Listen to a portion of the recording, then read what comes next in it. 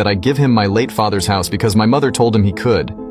I, 31 years old, have a stepfather whom my mother married a year after my father passed away. I felt uncomfortable seeing my mother fall in love with another man so quickly. I never thought anything of it until my mother and I found out that my father didn't leave my mom anything in his will.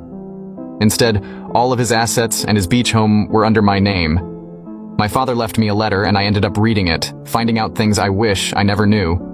My father, who was sick at that time, found out that my mother was having an affair with another man.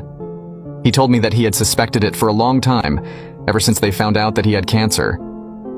Since then, my mother became distant. He told me that my mother would constantly ask about his will and would remind him that she would take care of the beach house when he passed away. My father was heartbroken, and he spent the last few days of his life next to someone unfaithful. When I read the letter, I couldn't help but break down crying in my room. I wish I had been there for my father.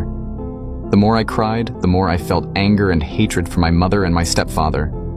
When my mother found out that she was left with nothing, she started flipping tables and screaming, asking why she wasn't left with anything. It was clear that my mother only cared about my father's assets, not him. I decided to leave my hometown and cut ties with my mother and her new husband. I moved to my father's beach house, where I would try to start over. I've always worked from home, so moving to another area was never a problem. It wasn't until recently that I got a text message from my stepfather. He asked me how I was doing, and I didn't respond. He texted again, and he was more straightforward. He told me that I needed to move out of the beach house because he and my mother would be moving in. But if I wanted to stay, I could pay them rent for my room. I looked at the text completely speechless, not knowing if he was bluffing or serious. I told him that the house was under my name and that I would call the cops if they ever set foot inside my home. He never responded afterwards.